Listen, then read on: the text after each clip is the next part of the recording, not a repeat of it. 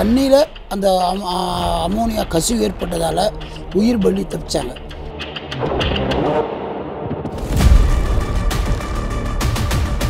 மக்கள் டக்கு டக்குன்னு அந்த ஊரே காலியாகி ஒரே கலவரம். அப்புறம் நைட்டில் நாங்கள் போய் அவங்கள எடுத்துகிட்டு வந்து மருத்துவமனையில் சேர்த்தோம்.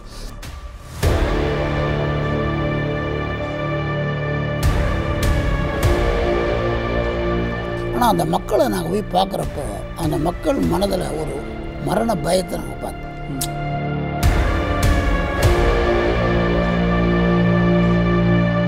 போபாலில் நடந்தப்போ 1 மணி நேரத்தில் 20,000 பேர் இறந்தான், 6,80,000 பேர் பாதிக்கப்பட்டான்.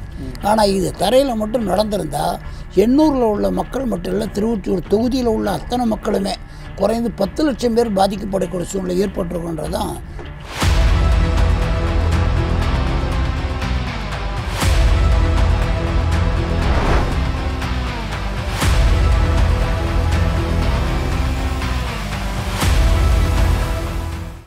மக்கள் அனைவருக்கும் வணக்கம். இது நியூஸ் ஜேவின் சொல்லியடி. இன்று நம்முடைய நிகழ்ச்சியில் பேசுவதற்காக முன்னாள் சட்டமன்ற உறுப்பினர், முன்னாள் மாவட்ட கழக செயலாளர் குப்பன் அவர்கள் இணைந்திருக்கிறார்.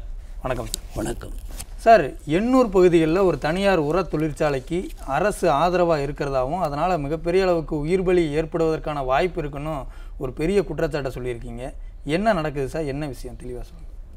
சமீபத்தில் 26/12/2023 நள்ளிரவு 12 மணி அளவில் அமோனியா கடல்லேருந்து இறக்குறாங்க அந்த தொழிற்சாலைக்கு, கோரமண்டல் தொழிற்சாலைக்கு. அது அந்த பைப்பில் வந்து சரியாக அவங்களுடைய சரியான பராமரிப்பு இல்லாதால் அந்த அமோனியா கசிவு ஏற்படுது. அங்கே பக்கத்தில் இருக்க பெரிய குப்பம் மீனவ கிராமம், பெரிய குப்பம், சின்ன குப்பம், எறணாவூர் குப்பம், இப்படிப்பட்ட மீனவ கிராமங்களில் உள்ள மக்கள் வந்து குறைந்தது 200 பேருக்கு பாதிப்பு ஏற்பட்டு அவர்கள் வந்து அது வந்து தண்ணியில் நடந்தால், தண்ணியில் அந்த அமோனியா கசிவு ஏற்பட்டதால் உயிர் பலி தப்பிச்சாங்க.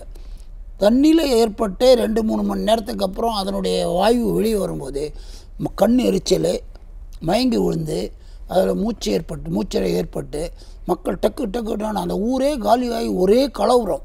அப்புறம் நைட்டில் நாங்கள் போய் அவங்கள எடுத்துகிட்டு வந்து மருத்துவமனையில் சேர்த்தோம்.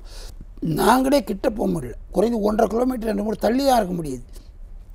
அந்தளவுக்கு ஆயிடுச்சு. ஆகி அவங்க வந்து ஒரு 54 பேர், அரசாங்க தரப்பில் கூறுறது 54 பேர், ஆகாஷ் ஹாஸ்பிட்டலு, சுகம் hospital, government hospital, GH, Stanley எல்லாம் அட்மிட் ஆகி அவங்க 1 வாரம் அங்கேருந்து வந்தாங்க.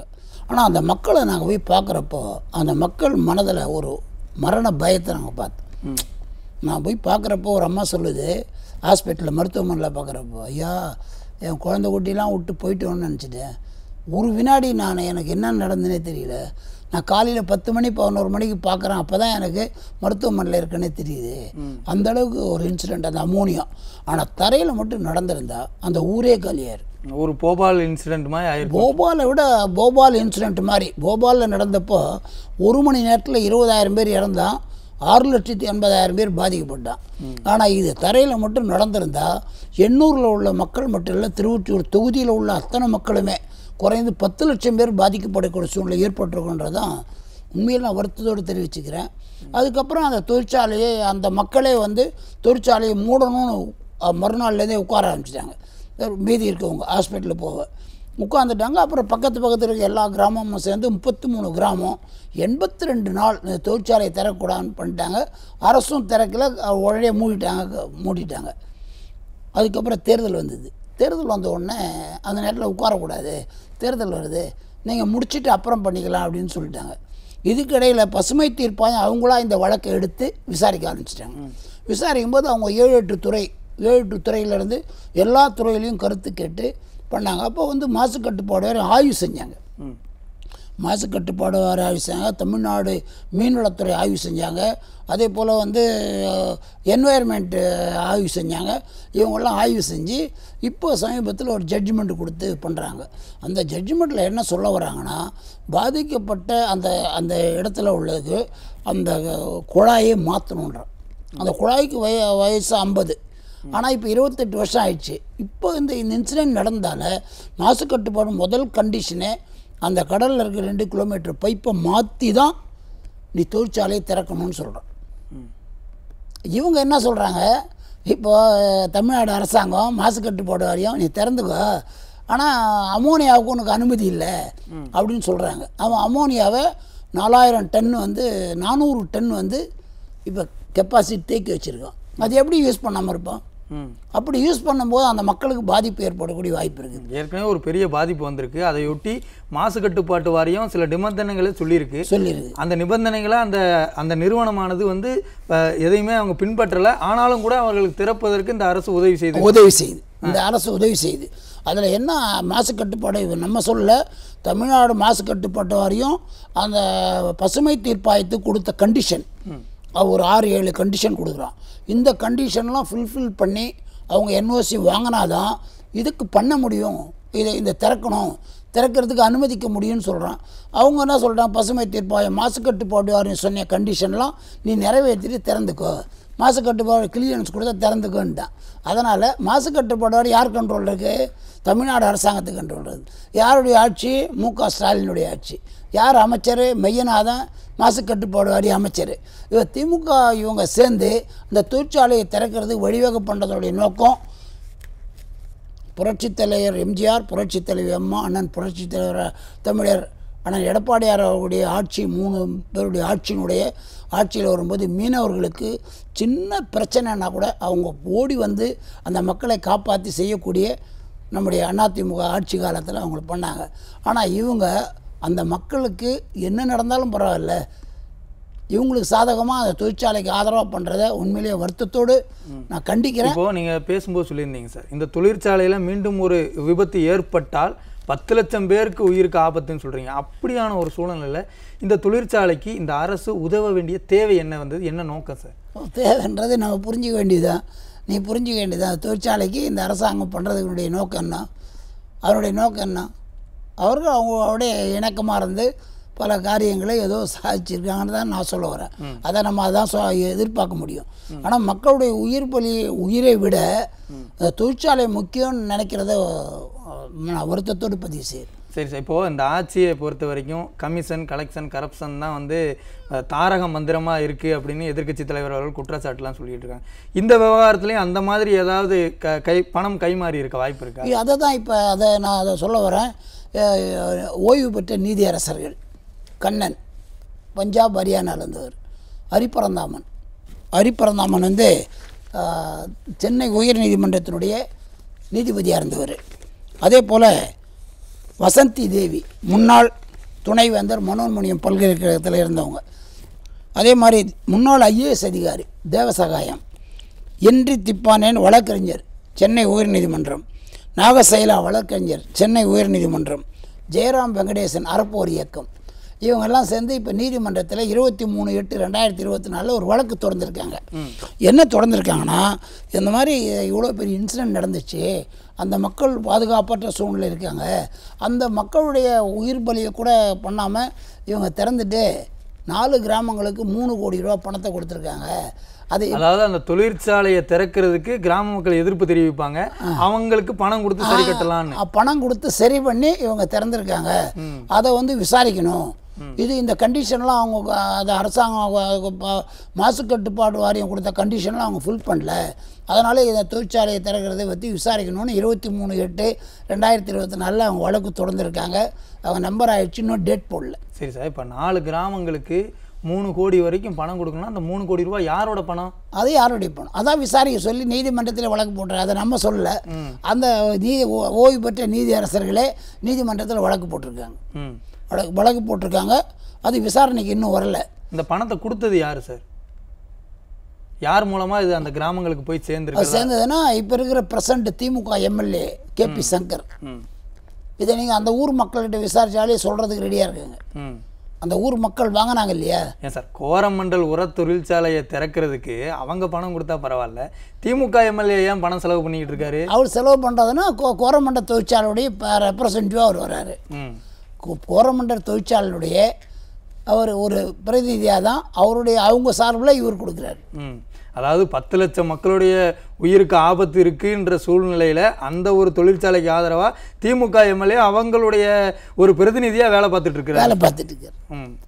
இதுதான் இன்றைக்கி அங்கே இருக்க சூழ்நிலை. அது இருந்து அந்த தொழிற்சாலையை திறந்துருக்காங்க. ஆனால் அந்த தொழிற்சாலையை திறந்ததால் இவங்க அந்த நான் சொன்னல அந்த கப்பல்லேருந்து வரக்கூடிய அந்த பைப் லைனை 2 கிலோமீட்டர் அளவுக்கு மாற்றாமல் பண்ணக்கூடாது, அது திறக்கவே கூடாதுன்னு சொல்கிறது மாசு கட்டுப்பாடு வாரியம். ஆனால் அதை வந்து பண்ணாமே தான் திறந்துருக்காங்க. எப்படி இந்த அரசு அனுமதிக்குது? அதுதான் எங்களுடைய கேள்வி. அது மட்டும் இல்லை, அது என்ன சொல்ல வரோன்னா, ஏற்கனவே தூண்டில் விலை போட்டிருக்காங்க. அந்த கல்லாம் வந்து கடல் கொந்தளிப்பு வரும்போது கொட்டும். அது பண்ணும்போது அந்த கல்லாம் வந்து அந்த பைப் மேலே விழுந்துருக்கு. அந்த பைப் மேலே வந்து பைப் டேமேஜ் ஆகிருக்கு. அதனால் வந்து இது பண்ணக்கூடாது, டேமேஜ் ஆகிருக்கு. அதையும் இவங்க சரி பண்ணல. 2 3வது என்ன சொல்ல வராங்கன்னா, அந்த அந்த மக்களுக்கு உண்டான பிரச்சனைகள் என்ன சொல்ல வராங்கன்னா, அந்த மீனவர் பகுதியில் அமோனியா கண்டறியும். அமோனியா ஆச்சுன்னா அதை கண்டறியறதுக்கு சென்சார்கள் நிறுவப்படணும். ஏன்னா அந்த மக்களுக்கு பாதிப்பு இல்லாத அளவுக்கு. அது இல்லாமல் மீனவர் பகுதியில் அமோனியா கசிவு ஏற்பட்டால் பொதுமக்களுடைய விழிப்புணர்வை ஏற்படுத்த வேண்டும். விழிப்புணர்வுனா என்னென்னா, திடீர்னு கசிவு ஏற்படுதுன்னு வச்சிங்களேன், தண்ணி அந்த துணியில் தண்ணி வச்சு கண்ணில் ஒத்திக்கணும். ஏன்னா கண் எரிச்சல் தான் முதல்ல வருது. அது வந்து அந்த மாதிரி அந்த மக்களுக்கு விழிப்புணர்வுலாம் ஏற்படுத்தணும். அதே இப்போ என்னென்னா, மாசு கட்டுப்பாடு இந்த பரிந்துரைகளை எல்லாம் அது இல்லாமல் அமோனியா குழாய் தொடர் பராமரிப்பில் இருக்க வேண்டும். மாசு கட்டுப்பாடு வாரியத்தினுடைய பரிந்துரையாக உள்ளது. மாசு கட்டுப்பாடு இந்த பரிந்துரைகளை எதையுமே செயல்படுத்தாமல் ஆலையை திறப்பது என்பது பொதுமக்களின் நலனுக்கு எதிராக உள்ளது. இந்த நிலை தொடர்ந்தால் எந்த நேரத்திலும் பேரழிவை ஏற்படுத்தி உயிரிழப்பு ஏற்பட வாய்ப்புள்ளது என்பதை அந்த மக்கள் தெரிவித்துக் கொள்கிறார்கள். இது மீண்டும் ஒரு இந்த இன்சிடென்ட் நடந்தால் ஆயிரக்கணக்கான லட்சக்கணக்கான மக்கள் வந்து உயிர் பலியாகக்கூடிய வாய்ப்பு இருக்குது. இதை வந்து எப்படி இந்த அரசாங்கம், இன்றைக்கி இருக்கக்கூடிய அரசாங்கம், திராவிட மாடல் அரசாங்கம், மு.க. ஸ்டாலின் அரசாங்கம் எப்படி இதை மாசு கட்டுப்பாட்டு வாரியமே கூட அனுமதிக்குது? மாசு கட்டுப்பாடு யார் இதை கேட்டால் கந்தகாமேலம் பண்ணுறாங்க, வேறு ஏதோ ஒரு காரணம் அதை சொல்லி அந்த கம்பெனியை திறந்துருக்காங்களே தவிர, ஆனால் இதை ஃபில்ஃபில் பண்ணல. இதுதான் உண்மையான சூழ்நிலை, அங்கே இருக்கக்கூடிய சூழ்நிலை. இப்போ 32 மீனவ கிராம மக்களுக்கு ஆபத்து அப்படின்னு சொன்னோம்னா, ஒரு அரசு அந்த மக்கள் பக்கம் தானே சார் நிற்கணும். இந்த அரசு ஏன் மக்கள் பக்கம் நிற்காம தொழிற்சாலை பக்கம் போய் நின்றுட்டு இருக்காங்க? அதுதான் இப்போ சொல்லிட்டோம்ல, பணத்தை கொண்டு போய் எம்எல்ஏ கொடுக்குறாருன்னா, அப்போ அதுலேருந்து நம்ம சொல்கிறது பணம் கொடுத்தான்னு சொல்கிறது யார் சொல்கிறது? ரிட்டையர்ட் ஜட்ஜிங்க சொல்கிறாங்க. ஆனால் அந்த ஊர் மக்களுக்கு இப்போ அங்கே உள்ள ஒரே சூழ்நிலை, ஒரு உயிருடைய விலை 10,000 ரூபா. ஒரு குடும்பத்துக்கு 10,000 ரூபா கொடுக்குறாங்க. உயிருடைய விலை 10,000 ரூபா. அதை இந்த அரசாங்கம் பண்ணுது. இது அரசாங்கம் அதை ஆதரிக்குது. தொழிற்சாலையில் இருக்கவங்களுக்கு தொழிற்சாலை திறக்கணும், நம்ம வந்து அது உர தொழிற்சாலை டன்னு கணக்கில் பண்ணி அவங்க வருமானம் பார்க்கணுங்கிற தப்பு இல்லை, அவங்களுடைய ஆதாயம். ஆனால் அதுக்கு உடந்தையாக இந்த அரசாங்கம் போகுதுன்றதான் நம்ம வருத்தப்பட வேண்டிய விஷயம். அவங்க மாசு கட்டுப்பாட்டு வாரியம் சொல்லக்கூடிய நிபந்தனைகளை சரி செஞ்சுட்டு தொழிற்சாலையை தாராளமாக திறக்கலாம். அதை செய்யாமலே ஏன் திறக்கிறதுக்கு முயற்சி பண்ணுறாங்க? அரசு வந்து அவங்களுக்கு இப்படி உறுதுணையாக நிற்குதுன்னா அந்த மீனவ மக்களுக்கு இவங்க என்ன சார் பதில் சொல்லுவாங்க? என்ன அதுதான் மீனவ மக்களுக்கு, அங்கே இருக்க மக்களுக்கு. அது மட்டும் இல்லை, நீங்கள் பண்ணுறத 4 ஊர் மட்டும் இல்லை, 33 ஊர். அந்த 33 ஊரை நீங்கள் பார்த்தீங்கன்னா 33 ஊரும் வந்து அங்கே 33 ஊர் பாதிக்கப்பட்டு போராடினவங்க. அந்த மக்கள் போராடினது 33 ஊர். அந்த ஊரில் உள்ள மக்களுக்கு எந்த விதமான இதுவுமே இல்லாமல் இவங்க போய் திறக்கிறாங்க. அதான் 33 ஊர். அதில் என்னென்னா, அது சுற்றி இருக்கிற ஊருடைய பேரை நான் சொல்லிடுறேன். ஏன்னா எல்லா கிராம மக்களும் பலமான எதிர்ப்போடு இருக்காங்க. ஏன்னா எல்லாம் போராடினாங்க. அதில் ஒரே ஒரு திலகர் நகர்னு ஒரு நகர் இருக்குது. அந்த நகர் மக்கள் வந்து டெய்லி போய் உட்கார்ற அன்றைக்கி 300 பேர் உட்கார்றாங்கன்னா 300 பேர்கிட்ட கையெழுத்து வாங்கினாங்க. காலையில் அட்டண்டன்ஸ் மாதிரி. மதியம் சாப்பிட்றாங்கன்னா யாராவது போயிட்டாங்களா இல்லையான்னு பண்ணுறது 300 பேர் கையெழுத்து போடணும். அந்தளவுக்கு விழிப்புணர்வோடு இது ஒரு பேர் ஆபத்துன்னு உணர்ந்து அவங்க போய் போராட்டம் இந்த கம்பெனி திறக்கக்கூடாதுன்னு போராட்டத்தில் இருந்தோம். அங்கே உலகநாதபுரம் இருக்குது. உலகநாதபுரம், சத்யவாணிப்பு நகர், திருவள்ளுவர் நகர், ஜே நகர், காமராஜ் நகர், வள்ளுவர் நகர், எம்ஜிஆர் நகர், சியோன் காலனி, காட்டுக்குப்பம், திலகர் நகர், ராமமூர்த்தி நகர், சவுத்லாக் ரோடு, கமலம்மாள் நகர், இந்திரா நகர், சிவன்படி வீதி குப்பம், நேரு நகர், பூங்கா நகர், காவேரி நகர், சாஸ்திரி நகர், அண்ணா நகர். இதில் இது இல்லாமல் அங்கே மீனவர் குப்பங்கள் கரையோர பகுதியில் நெட்டுக்குப்பம், தாழங்குப்பம், மூத்தார குப்பம், எண்ணூர் குப்பம், பெரிய குப்பம், சின்ன குப்பம். ஆக இத்தனை கிராமங்கள். அது இல்லாமல் கடலையே சார்ந்து இருக்கக்கூடிய இது கடலில் இப்போ மீன் இறந்து தண்ணியில் போகுதில்ல. ஆமாப்பா, அமோனியா லீக் ஆனப்போ பல கிலோ மீன்கள் வந்து இறந்து மேந்திருக்குது. அது வந்து இந்த பக்கத்தில் இன்றைக்கி பார்த்தீங்கன்னா திருவத்தூர் குப்பம், திருச்சினாங்குப்பம், என்டிஓ குப்பம், ஒண்டி குப்பம், லட்சும்புரம் குப்பம், புதுநகர் குப்பம், பலவதொட்டி குப்பம், கேவிகே குப்பம், காசி விசாலாட்சி குப்பம், காசிகோயில் குப்பம், இந்திரா காந்தி குப்பம், எர்ணாவூர் குப்பம். ஆக இது அத்தனை கிராமமும் கடலை ஒட்டியே தொழில் பண்ணுறோம். இந்த கடலில் இங்கே தான் இந்த நீரோட்டம் வந்ததுன்னா இது இந்த அடிச்சதுன்னு வச்சுங்களேன், இங்கேருந்து ஒரு 2 கிலோமீட்டர் தள்ளி போச்சுன்னா அங்கே உள்ள மீன்களும் செத்து மேந்துடும். அவங்க தொழில் பண்ண முடியாது.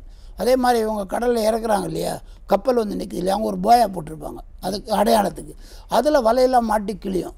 இது எல்லாமே வந்து கடல் சார்ந்து இருக்கிறதால எல்லாருக்குமே இதில் இந்த 4 ஊருக்கு பண்ணதுக்காக நம்ம சொல்ல வரல. ஆக மொத்தத்தில் அவன் பண்ணும்போது இந்த அரசாங்கமோ இல்லை அந்த எம்எல்ஏவோ இந்த ஆட்சியோ முதலமைச்சரோ அந்த தொழிற்சாலையோ எல்லாரையும் தானே பார்க்கணும். அது நம்ம அதை வந்து இப்போ இந்த மக்கள் எல்லாத்தையும் ஃபுல்ஃபில் பண்ணி எல்லா மக்களையும் சாட்டிஸ்ஃபை பண்ணி தான் நீ போகணுமே தவிர குறுகிய அதுவாக செஞ்சு போகிறதுன்றது எப்படி ஏற்றுக்க முடியும் சொல்ல தெரியுங்களா? இந்த மக்கள் அத்தனை பேர் இன்றைக்கி வருத்தத்தில் இருக்கிறான், கோபமாக இருக்கான்.